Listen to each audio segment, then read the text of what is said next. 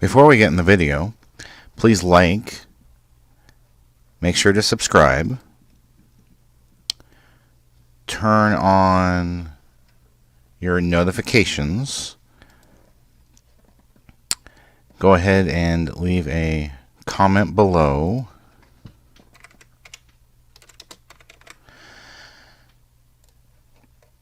and click on the How You Can Help, which brings up the Family Friendly Game website and gives you lots of ideas how you can help us. Thank you.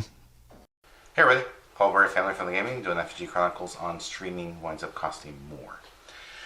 So I've noticed this, and this is one of the reasons why I believe in physical copies and the physical copy movement. I also like, buying something, owning it, and being able to control it myself. Because I really honestly don't trust these video game companies to do the right thing. And if you've seen the history of the video game industry, you know that they have many times done the wrong thing.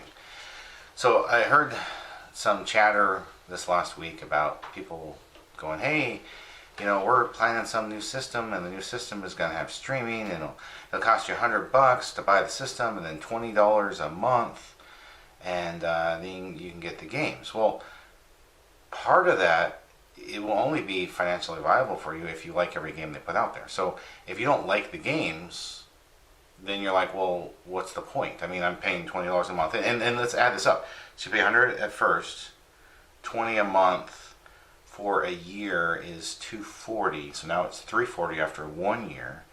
You add another $240. Now it's $580 after 2 years. Remember, video game life cycle generally is 5 years. So maybe it's 6 years, and some systems gone as long as 8. So if you think about it, if you sit there and calculate that out, if you have to pay more than one time, you're paying this monthly fee. Now, I know why the video game companies are doing this, because they're like, hey, we want a steady revenue stream just like utilities. I've actually heard some PR and marketing people discuss this. They're like, oh, yeah, we want to be like utilities and get something every single month. That way we can keep, doing whatever and keep, investing. That way we're not, having to do the current system of video games, which is they invest in a game or a system. They spend all this money, millions of dollars for, actually lots more now than for a system. But, let's say like $1 million for a game, and then they spend money on the advertising, it gets released, and they start making their money, right?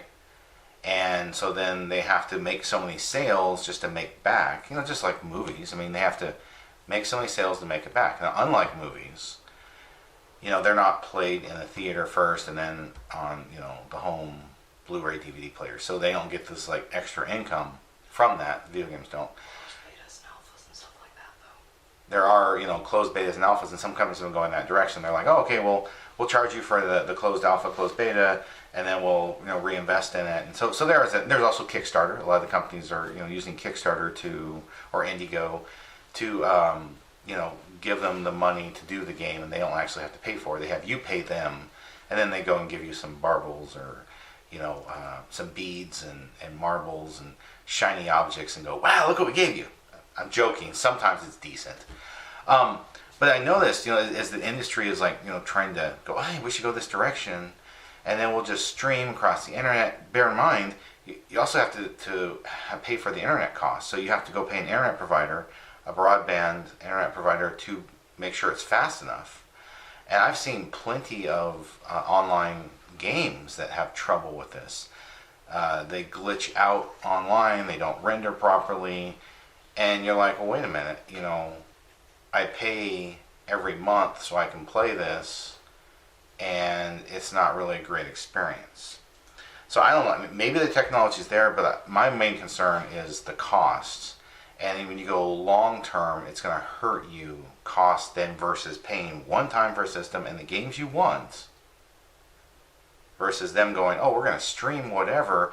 And the other thing is, what if they decide to do, like, say, what Netflix does, which is they pull stuff. So let's say you're playing a game and you love playing this game and you're really into this game, and maybe 2 years later after it's been released, you still like playing this game, but they decide to pull it, right? I mean, you have no control. If you buy a physical copy of a game, they can't pull it from you. Unless it's service. Unless it's online, unless it's internet required. Or literally any new console game. Yeah, things like Steep, where it's all just on the servers and you don't actually get to play it. Any game, even single player ones. If you have it on new console, they can just pull it from you. Even with a disc, it doesn't matter. Oh, they can pull it. Okay, so now they're doing that with new consoles as well. Peter's just telling me. I personally don't like that. I like being able to utilize my own purchase. I mean, I feel like if I paid for it, I should be able to use it as long as I want to. Not you decide that you don't want it there anymore. You know, some company exec decides, this one isn't important to us anymore. Goodbye.